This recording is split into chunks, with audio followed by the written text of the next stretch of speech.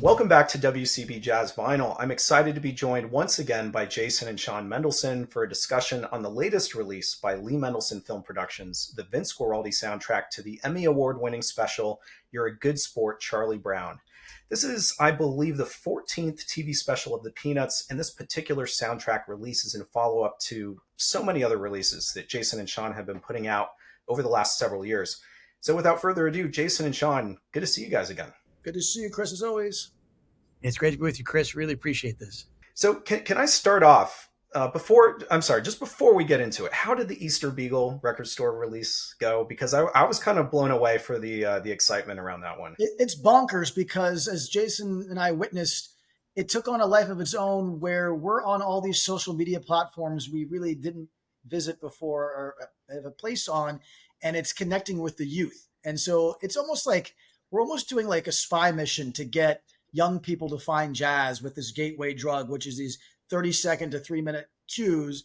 Then they hopefully will go off and say, I actually like this. I never liked jazz before, like every other 8-year-old who watched a Charlie Brown Christmas for the last 6 decades did. And then hopefully they go and discover Ginza Samba and Cash Your Fade to the Wind and all the other stuff. So it went really well. Jason can speak more specifically about. The record did remarkably well. We released, as you know, in March, the 12-inch full soundtrack with this awesome bonus track that we done in 2021, where we got sidemen for Guaraldi, Mike Clark, and Stuart McCain to play with David Benoit in the same studio 50 years later, where they'd recorded these specials originally back in the 70s. And it did great. And then we did the Record Store Day Egg, and it was gone in one day.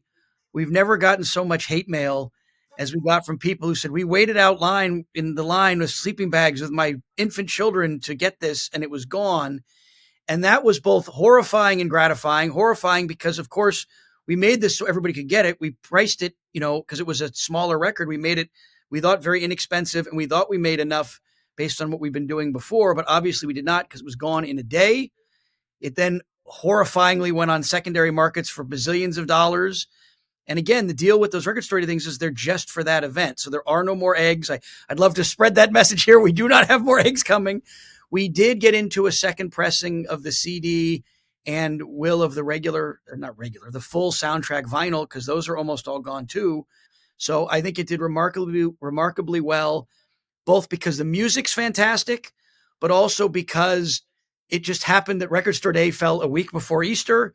It was a total counter programming thing to everything else going on in record stores, because it was for children. And it was a pleasant surprise to see people talking about colors. People were trading colors on the different platforms, and they got really into the eggs, as much as we could ever have imagined or hoped. So that was fun too. It came out really well. So the main record was a 45, and I thought it sounded killer. The eggs were 33s to accommodate the smaller real estate on the record. And it came out really well. One of the greatest things, we didn't get them until pretty close to the event, but I sent it to our engineer who did the mixing, and he was like, I thought you said this might not sound as good. And he's like, no. And we both thought, no, this sounds pretty great. And so that was fun too, that we could do something fun and not we had to sacrifice some of the tracks, but not sacrifice the audio quality was a big deal to me. And I was really happy with that. So the short answer to your question that we already answered in the long form is it went really well. People really liked that. I've always loved that special. I think it helped people reconnect with the TV show. Yeah, I love the this sort of juxtaposition, I guess, of the Christmas special being an intro to jazz for so many. In fact, we talked about this. It really probably was my intro as well, even though it came out obviously well before I was born. And the idea that this latest release is kind of giving kids that again, which I just think is really cool. That's like a continuing sort of legacy, I guess, with these releases. So moving on to You're a Good Sport, Charlie Brown. I wanted to first maybe talk about some of the differences between this special and those that came before it. I felt like in comparison with other specials, the style is a little different, not just musically, because that's definitely the case, but also in terms of the animation. I was curious, like how would you characterize this special in reference to maybe some of the prior specials? Let me hit that first, and Sean can address the music specifically. This was when I was a kid. I was born in 78, so I was born 3 years after this special came out. But as a child, this is the one that resonated with me. I probably watched it in my dad's office when we were working on weekends more than anything. But it was so crazy because the entire plot, and again, one of the cool things on the record is Charles Schultz's son, Craig Schultz, wrote one of the essays because he's the inspiration for the show. He was a dirt bike motocross racer, and he had his father come out and watch him do his motocross racing. He was so enamored with it, he called our dad and said, let's do a show about motocross, right? And which was not something they'd ever done in Peanuts or anything like anybody else was doing. And the show is very Peanuts. It's still about the gang getting together and dealing with their feelings and everything, but it is a massive race, in some cases almost to the death, in these dirt paths on the backs of tennis ball machines. They get sent to the wrong hospital. And I think for Bill Melendez, the animator, it was probably one of his most fun things to do because it's crazy. So you've got Snoopy and Charlie Brown racing to the death with these other children to get to the finish line and win this motocross. And there's other kids involved. There's new characters. There's bad guys. Snoopy's the mass marvel. One of my favorite scenes, which is, again, we went to do the record. All this was glued to my brain, is they send, in the huge accident, they send Snoopy to the human hospital and they send Charlie Brown to the vet and lock him up with the other dogs. And I always think, to me, there's a couple of shows. A couple of years later, after Vince Guaraldi passed away, they did It's a Nightmare, Charlie Brown, where Snoopy has a fantasy and he goes and becomes a dog sled, a team dog, Iditarod kind of in the Arctic, like a Call of the Wild type thing. And that's a crazy episode too. But those two episodes, the most dynamic animation of any of the specials, in my opinion. And so this one in particular, though, I just remember it's totally crazy. And it's very different from sitting on the wall and talking about your feelings or chasing somebody down for Valentine's Day. It's very, very different animation wise. And that led to, and Sean can tell you the differences in the music too. Yeah, I mean, the music is the most synthed out Guaraldi on record by far. The previous episode, it was 2 months on the market, was the ARP string ensemble, which was Be My Valentine. Charlie Brown introduced that 2 months after it was on the market. And what an amazing risk, especially in the jazz world, because Vince embraced new toys, whether it be the drum machine, Rhythm Ace drum machine on this particular episode of Good Sport Charlie Brown, or that ARP string ensemble. And in Be My Valentine, it served purely as a background instrument. And here it's taking on the whole string section, which is what it sounds like, a synthesized string section. And then it takes on basically what Tom Harrell did as the trumpet arranger and horn arranger for previous Peanut specials. Vince took it upon himself to play the horns on a keyboard, essentially. And so he has this fully synthed out orchestra, and it's of its time, but I've been pleasantly surprised so far. People really like it because it was, to me, I thought it was dated when I first heard it, but the more we've explored it, the more I've seen the tremendous historical value and the actual melodic merit of it as well. Yeah, I was gonna say, I think there's even a track. It's one of the sort of the reprise. I think it's like the fifth one of the motocross track. That, to me, when I heard it, I was like, somebody could sample this, like today. Like, it just kind of it felt like something that you might hear today. And I think part of that is because there's a lot of musicians right now that are sort of reverting back or nodding to the 70s right now in modern music. I wanted to speak to that because, straight up, the best music documentarian out there is Questlove. He did Summer of '69 a few years ago, won Best Documentary. And then he did a Sly and the Family Stone documentary. I don't know if you've seen that, Chris, but that is a guy who lived in the Bay Area, came up through rock and roll at the same time that Vince came up mainstream in the mid 60s, late 60s and 70s with jazz. And they both experimented. The first time you talk about hearkening back to that period of time. The first time that Sly Stone used a drum machine in addition to an actual drummer was on a song called In Time 1973. And Vince takes the title track off of this album, You're a Good Sport, Charlie Brown, and does the same thing with Mark Rosengarten on drums, while Seward McCain, talk about sampling, this dude kills himself and talks about it. I mentioned in the liner notes, to play this continuous chugging along, just like Charlie Brown and Snoopy on their motorbikes, bass line. He literally told us, Jason and I, when we interviewed him, that he was bleeding by the end of it. And he remembers viscerally. It took him back when he heard it, that period of time. And here's the real kicker.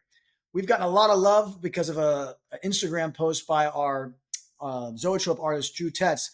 And Questlove, great historian, I am a big admirer of the Roots as well, said, OMG, So that made my year because I'm a huge fan of his. And to call out what we're doing, and Jason and I are custodians and stewards of this, much like he is of Sly and Stone. I'm not comparing myself to him, but I'm saying we're doing the same work in appreciation of those historical figures. So it's been really fun to look back. I'll just really quickly add that part of the interesting thing was when we first got the record, and don't tell anybody this. I mean, this will go out to your fans, but don't to your friends of ours that are watching this, don't tell anybody this. This was a challenge to produce this record because so much of it is that motocross beat. And there's so much of that. There's a bunch of reprises and we leave them all in there, but there's so much of it that it isn't as eclectic as some of the other ones we've done recently. And what we learned after going through this several times is that's okay because it is servicing the story. And the story is so dynamic that he doesn't want to interfere with the dialogue and the action in the story. He wants to complement it, which is what most soundtracks and scores are trying to do. But for us trying to put a record together, we didn't think we had originally enough diverse material to release a full record. This record's only 29 minutes. It's not, the last one we did was 42. So it is shorter. We tried to make sure it doesn't cost too much because we've kept it under like we do our other short ones. But the idea was there's something there which it took us a few listens to appreciate, even after we mixed it, to go like, okay, that is cool how that's different. And it's cool how that's evolved from a different piece of music, a different style. And all the other pieces that are on there, kind of, it wasn't until, because when we first mix it, we just mix the music to make it as good as we can from the show, from the special. When we go to make the record, then it's a different thought process. What's on the A side? What's on the B side? What's the order? Normally the order is exactly as in the show, and then the bonus tracks follow. On this one, we interrupted that order because one of the things we found that we didn't know what it was the original opening of the show was called You're a Good Sport, Charlie Brown. He wrote it, he recorded it, he did it in the session. It's the first thing in the session. And he says on the tape, we left it on the record. He goes, Q1. We go, oh, it's not Q1 because it's not Q1 anymore. But we left it to start the B side and interrupt all the other stuff because there's so much motocross to realize, A, he did intend a different song to start. Obviously, we've deduced without any evidence or proof that because the third track, Center Court, which is You're a Good Sport, Charlie Brown, is so heavy for the scene when Snoopy and Woodstock play tennis, he probably, and we're guessing, but we assume he realized there was too much redundancy at the start of the show. So he pulled that song out and didn't include it, and it was lost to history. Never recorded any other time, never put it anywhere. But we found it in these sessions, added it. It starts the B side, it resets the mood, and then it gets into the repetitive motocross variations. But the other thing, because of those delays, because of the struggles with these albums, with this one in particular, figuring out how to make it work, we found in a box labeled You're a Good Sport, Charlie Brown. The bicycles are beautiful recordings from a different industrial film, not Peanuts. And we were able to put those on here so you get a different feel from the same time with a different intention, which we've never done before either. It's not straight from this show. But it's a contemporary piece with the same bass player in Seward McCain. And then it's Glenn Cronkite, right, Sean, on drums? Yes. We're working on 3 other albums right now, so I'm getting all our wonderful musicians mixed up. But I think it's Glenn Cronkite on drums on the bonus tracks there. But we thought that gave this album, and again, if we did this the first time, none of that would have happened. It's only because we've now done this for a few years that we were able to go back and say, hey, this works perfectly. And the spirits of Vince Guaraldi and our father are telling us it's in the box. It's in the wrong labeled box. It means it was intended to be used here. And so that's sort of how these things come about, which we enjoy doing too. So Yeah. So bicycles are beautiful. Seems to be like sort of a promotional video for almost like encouraging kids to ride bikes and like bike the bike safety. And it safety, was, yes.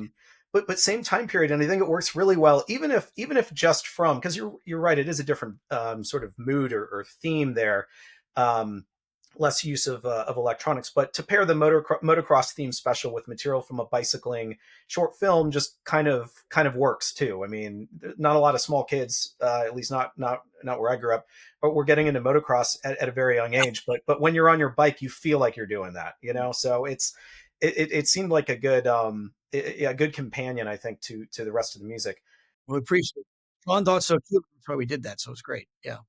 Yeah, and you mentioned that sort of lost track, or the track, that had the Q1, and then it didn't end up getting included. I actually really liked that piece, and in a way, I think I can appreciate maybe that it didn't quite fit. It had almost a complexity to it, and otherwise, if I'm thinking about the difference between some of the material here and maybe something like this other soundtrack I have behind me, the Valentine special.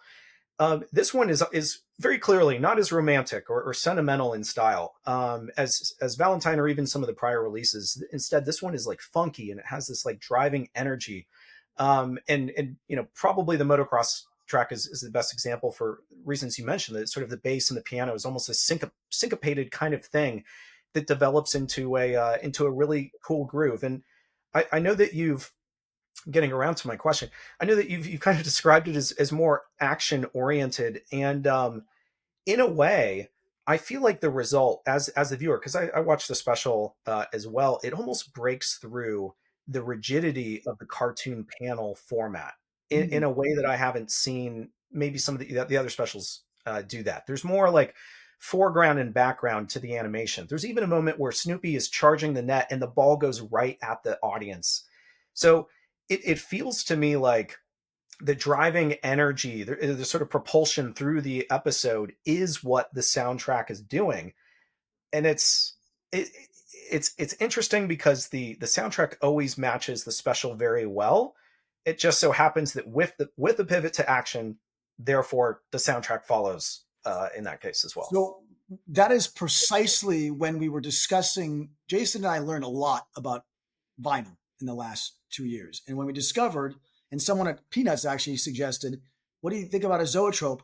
It married, I don't think there's another of these 15 Guaraldi specials that works. When you talk about the action and the coming at the camera and Snoopy on the tennis ball machine, as you see on this is the Zoetrope here, the A and the B side, it works because of its action packed nature and because of the momentum of the music. And I want to reiterate, it is very forward movement. It sounds so different. And there's a track called Bass, what's it called? Bass Blues, I think, right? And there's the third reprise of Motocross. Bass Blues and third motor. I dare anybody to hear anything from the 70s that sounds any funkier than what Seward's laying down. A jazz player, boom, ba-boom, ba-boom, he is funkified. In the same way I was surprised that there was a rock band and played again Charlie Brown. When I listened to that, these jazz players playing, that there's a funk side to a Charlie Brown Thanksgiving. This sort of disco, techno infused before techno was even a thing, propels the music perfectly. It's zany. To me, it's the most zany soundtrack and the most zany show. So I think it's important, and this is getting really in the weeds, but I think hopefully some of your listeners will enjoy this.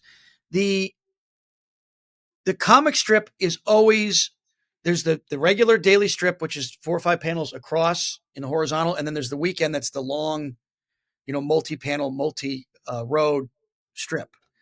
When they did the TV shows, like starting with Charlie Brown Christmas, it's following the strip. Bill Melendez was a genius. He worked for everybody, but he specifically is following Charles Schultz's lead, Sparky's lead on the strip, right? And it moves. The action is horizontal. It's very rarely at you. Sometimes there's single panels that do that. But even in the second special they made after Christmas was called Charlie Brown's All Stars. And there are scenes there where they're actually, if you watch it now, it's so crazy to think about it because the kids are skateboarding, the kids are going all over the place. But Bill did do that on occasion. He would take the action out, but they had to be very careful because it would be in juxtaposition to the strip. And the fear is if we make it too different from the strip, it'll alienate the wonderful Charlie Brown fan by having it be a different complexion. Even some of the shows that I worked on in the aughts as a producer on them, we would have some license with that action, but Charlie Brown worked very much by being like the strip and following the rules and limitations of that. On this particular show, again, it's Charles Schultz's son's whole inspiration. He goes to this event, and this is what a motocross looks like to him, and he brings it to life, and they took a lot of chances and difference with that. Bill has action going in the diagonal. He has action going forward, and that's why when Sean and I were going to go put the record together, we're like, and Chris Bracco is the guy who's our friend who works at Creative Associates for Charles Schultz's company. He was one who goes, why don't you do a Zoetrope for this one? Because you have all those different looks. And so on the record, you get those 9 scenes. Some are where Snoopy's coming at you. Some are the usual. The top one is the Charlie Brown chasing the football where Lucy's going to maybe or maybe not pull it away. But you have all those different scenes you're describing. We had so many scenes. The question was, how do we narrow it down? Because there is so much action and driving force here. And of course, that complemented the music. But again, if you go back and this is my favorite image, by the way, the pumpkin helmet. And then we have even on the other side, the pumpkin helmet juicing down is my favorite thing that we got on here. We worked with the And I want to speak because it works so beautifully. We loved doing it. And the key was, the other thing, let me tell you another inside story here. The show premiered October 28th, 1975. That's its 50th anniversary. We're releasing it early in the year, because there's so much going on. It's the 60th anniversary of Charlie Brown Christmas. We wanted to let this show, and therefore this album, have its sort of moment on its own. But it is beautiful because it goes with Great Pumpkin, because it's a fall show. So the pumpkin helmet thing is part of that history and part of what's going on there. And this is the only other use of Great Pumpkin. Yeah, Jason was about to say, the only other use of It's a Great Pumpkin, the 30-second version. Great Pumpkin Waltz. Sorry, a Great Pumpkin Waltz. That he never used it in any other Peanuts special except that one moment, because he knew putting that pumpkin on Charlie Brown's head. The beauty, like all of these records, is it connects those 10 years, 11 years where Vince Guaraldi scored all of these specials and movies. It connects those all together, because while it is so widely eclectic, and we've talked about before how there's so many different Linus and Lucy versions, you also get 10 years later, the Great Pumpkin Waltz. And here's what Vince has done with that song. It's only 40 seconds, maybe not even that, but here's what Vince has done with that 10 years later, calling back to the original use when he wrote it for It's a Great Pumpkin, Charlie Brown. Whilst using the new technology. Right. And there was even the scene in the pumpkin patch, and it almost seemed like Sally was very careful not to reference the Great Pumpkin. Don't bring it up. Yeah. But there was many references, right? Throughout. I mean, even if not new renditions of some familiar songs, even though there is some of that, we have the baseball game at the end. We have the classic sort of football scene. And all of it feels very self-referential. Like Charlie Brown knows he's not supposed to charge the football, but convinces himself it's a good idea. Charlie Brown knows that he has no business winning at the end of one of these specials, and at the very end gains a little bit of confidence. And well, I don't want to spoil it for those who are about to see it, but 50 years, maybe it'll surprise somebody. Yeah, but yeah, so it felt felt very sort of self-referential, and in a way, and I'm sure very much unintentionally, it was a closing of a chapter as well, right? So or at least it was about to be. So very, my understanding, and you guys speak better, but we lost several important figures soon after the airing of this special, right? Yes, it was. This was John Scott Trotter's, I believe, the last one he did the arrangements for. He did a bunch of the arrangements, and John Scott Trotter was a historical figure in the film industry and music industry, because he worked with Frank Sinatra in the 40s and 50s, and so that was the end of his chapter. And then Vince had one more after this. And he passed away, unfortunately, on the last recording of It's Arbor Day, Charlie Brown, in 1976, at the tender age of 47 years old. So it's interesting to think about where he might have gone. Would he have continued on this path of risks and taking on, in the 80s, would he have turned into Miles Davis, playing Michael Jackson, Human Nature on his trumpet and changing the whole landscape of jazz? And would he have gone back to his basics and gone back to this 50s and 60s style that he got famous from? And part of the beauty, we always like to talk about, we talked about this last time too, but it is Vince Guaraldi did this jazz for the documentary Boy Named Charlie Brown and for the Charlie Brown Christmas. My dad loved him. They were good friends. He thought the music was the perfect complement to the storytelling. But then, of course, they worked on every one of these things thereafter. But jazz was in its end of its heyday. It's completely replaced by rock and roll in the 60s, and then disco, and then pop as you go into the 70s and 80s. But this does not. And while Vince was able to adapt and took all these things in that Sean was talking about, he's still the last man standing, in my opinion, with the jazz on television every year with a new special. And that didn't translate to what he was doing outside of the Peanut stuff, because he broke up with his original record company, went with Warner's, made his own records. They didn't do well. He was kind of in the wilderness in that respect in the 70s, but not with the Peanut specials. And so that was always something he could go to. He didn't tour outside of the Bay Area very much, if at all. He was very happy in the space he was in. But I just think his own renaissance I know it would have, because everybody from Martin Scorsese, everybody, the Breaking Bad, everybody uses his music in their television shows, or the really good things pull his music in to be used in their programs to this day. And I have no doubt he would have scored movies as that group. that group that came out of an appreciation of the 60s that countered the counterculture maybe going into the 80s would have gone back to use his music and have him write more music forever. And obviously, we could show you with all these albums his evolution in those 10 years, but it's still always Vince Guaraldi. And I'm convinced that that's why we're doing this, so people can appreciate all his other music too. I've been coining the phrase, and social media helped a lot. Guaraldi season is now year round, so it's a Guaraldi renaissance. That's the expression. Excuse me. Both are apt at this point, and we're really happy to be riding this wave with the fans. One of the albums that I started looking into actually was one of his. I think it was one of his Warner Brother releases, Almaville, and it was because of our discussions that we've been having over the last couple of years. And I'm like, I wonder what he was up to during this time period when it wasn't Peanuts. And granted, I think that he was experimenting more with the instrumentation within the context of these TV specials than he was on his own albums. But still, he was performing with young musicians, and he was still recording like really interesting music in that Warner Brothers period as well. Yeah, I think what's exciting is you might have heard he sang a pop song on, I think it was on Mobile, and then he shortly thereafter did two, Little Birdie and Joe Cool on Not Elected and Thanksgiving 72, 73 respectively. And There's No Time for Love, Joe Cool makes another appearance. So what he did introduce was, he introduced his guitar and his voice, a little bit of there, and he did try to secure a record deal in the early 70s. But as you say, when he performed these live, he would play 2-3 different versions of Linus and Lucy, including like the Spanish style that's on here, my favorite version in respect to how it's utilized for the football kicking scene with Lucy and Charlie Brown. But I think he went back to upright bass, back to the basics live and gigging, according to Seward McCain, during I'd say around this time. He wasn't playing a synthesizer at his gigs in Menlo Park and in the Bay Area when he would play out. So I absolutely think that it took a part. He was able to use a part of his brain, that risk taking, that let me try this for these specials, and we're all benefiting from the creativity that comes from it. And let me throw out there, just because I love talking about this, but I want to pitch this too. The first thing that Sean and I did was work on the music. We found it. We're still looking for more. We got the music together. We'd mix it. We'd master it. We'd put it together.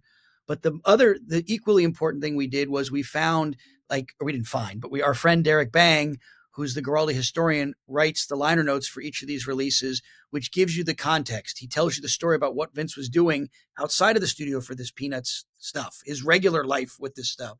And the cool thing too, Sean and I are obsessed with this. Obviously you are now too. If you're getting all the other records, that's great. We're so happy about that. That's what we want everybody to do. But part of this is we want people to appreciate how not of its time, like it's dated, but how relevant this was to what was going on in the world in that moment 50 years ago, how this is seen on a national network television show and experienced by people sometimes every year. In this case, this one was on a few times, but at least that first time in 1975. But then also how it can relate to what's going on today and the music scene today, like you were bringing up earlier, because we think it's like, if you didn't know what this was, you might listen to this and you would not place it if you didn't know what this was. You might think it was recorded this year. And I think we've heard that from people, which is always we always think that's the greatest thing, because that's the point. Even though it comes from the 70s and has all these experimental instrumentations and he did all these cool things, it still will work for what it was working for then and would work again now for the same kind of thing. And all the musicians, we become the greatest thing about this, about finding this and working on this, is we become friends with all of these musicians, the ones who are still with us, and get to play it for them. But most of them don't remember doing it. Right? It was a Tuesday in August and they laid it down because it was, I get a few bucks for the studio gig and then I'm going to go back to my gig at the club the next night. And so nobody knows. The exception is Seward McCain's bass line, as an aforementioned bass line, because he does remember it. He does remember that bass line from Motocross. They all remember playing with Vince, of course, but a lot of them, they were doing the gigs in the clubs.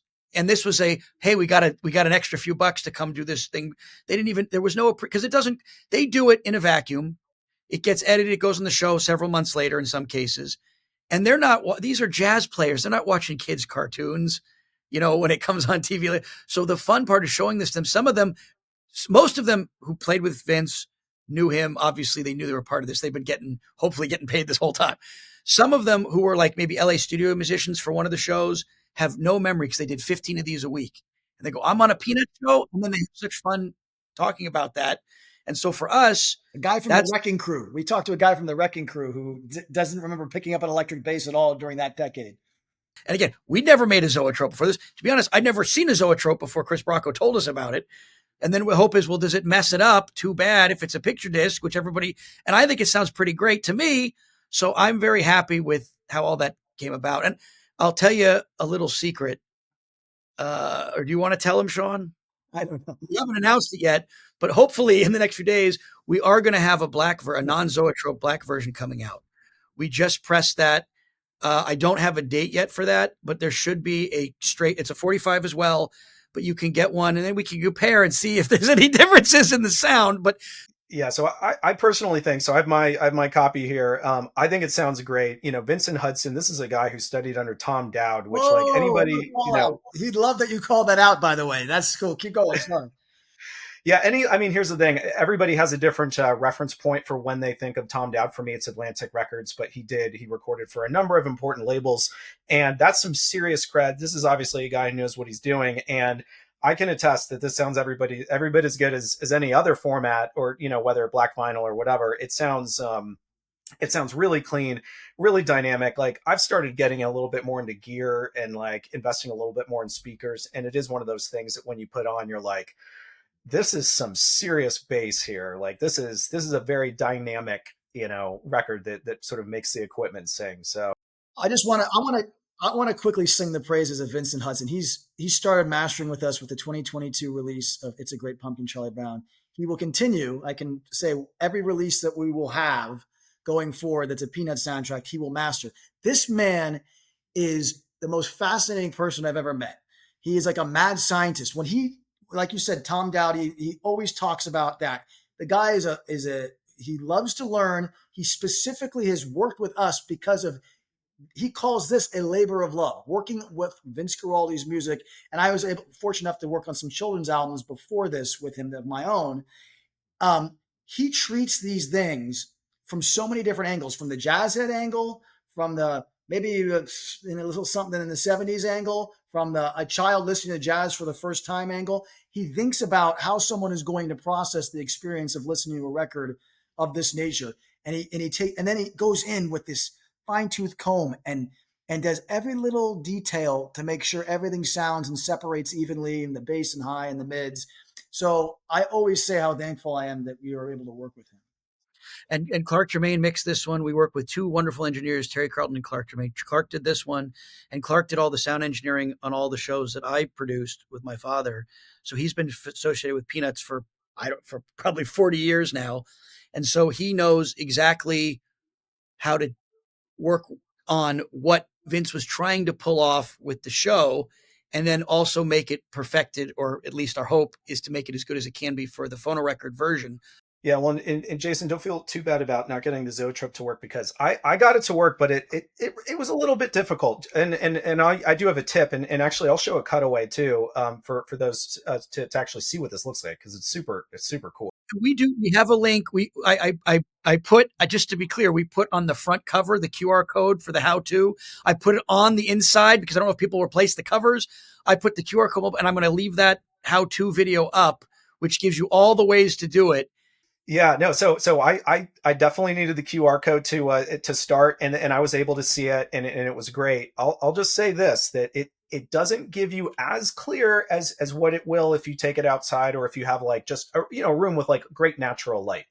But the iPhone has an action button on it, and that is the easy button. Like if all you want to do is like, you don't want to do anything, you don't want to take it somewhere, you're worried about the light that you have in your apartment or something like that. There's an action button on the video screen of your Apple iPhone. There probably is on Samsung's as well, and whatever Google Pixels. But if you press that, it's like the easy button. It sets all the levels, and you can see the Zoetrope in action. You'll have to teach me how to do that later, because I don't know that. I've been like literally like sending out app lists of the ones that actually do 30 hertz. But if there's something like that built in, that's fantastic. Thank you. The other thing you're doing, and you may not have planned it or realized it, but you're giving training to everyone who's going to buy the Wicked soundtrack, because they are putting out. They're putting out a Zoetrope, and it's coming out pretty soon. But I think you're going to beat them by a little bit, and they're going to have the same questions. So you're giving them the more the merrier. And again, we think there are a bunch of brilliant zoetropes, and Drew's done most of them, and they look fantastic. I have a bunch as I've learned about this, but ours, we think, at least for the moment, is pretty unique in that it comes from the 2D animation. That's a flip book. I mean, that's what animation is, right? So Jason and I agreed on the scenes, which was even more amazing. We, with Drew's assistance, and said what Drew's really excellent knowing what would work and not work. And being a 45, it gave us, relative to 33s that do the Zoetrope, it gave us more opportunity to make it even better, supposedly. And so those 9 scenes were, we cobbled them together, and we were really happy. We all 3 of us very happy with the end result. We have to. The next thing we do is we're talking to our wonderful local San Francisco Symphony, because we're going to be putting on a Guaraldi Symphony and then have more of them in the next year. So it's based on, including Good Sport medley. Hopefully, we're hopefully going to premiere that. Part of this is we found, and David Benoit did our arrangements for us going back to the pandemic as well. In finding all this music, we realized, we can let people hear it live as well, beyond just the Christmas stuff everybody knows, which everybody seems to really enjoy. We can bring in all the other elements, including stuff from this album. But then you can get that. You can also get it on CD. Some people prefer the CD. Actually, we've been very thrilled that so many people, we've repressed CDs a whole bunch of times because we keep running out of them. And again, no matter how you get it, you're going to get, I think, you'll get the essays by Sean and Derek Bang and Craig Schultz, and you'll get the art from the specials. You'll get only the Zoetrope has the Zoetrope effect on the record. It's not on the CD, or obviously the black one. Let me amend one thing. As of this recording, Amazon is sold out. So hopefully there'll be a repressing. It'll be coming in, but I would encourage people to look at both MVD Shop, look at our website for the Found EE link. Barnes & Noble will have them on Friday, and they bought quite a few of them. So your local Barnes & Noble and your local record stores always picked up a bunch of them. But hopefully Amazon will get more in the next week or so. It'll pop back up on there, so be on the lookout. Good tip for everyone. Yeah, thanks. You got to you got to jump when you can on some of these Peanuts releases. So thanks again, Jason and Sean, and as always, thanks everyone for tuning in. Thanks. We appreciate your program, and appreciate you having us on these several times. Thanks so much. Thank you, Chris.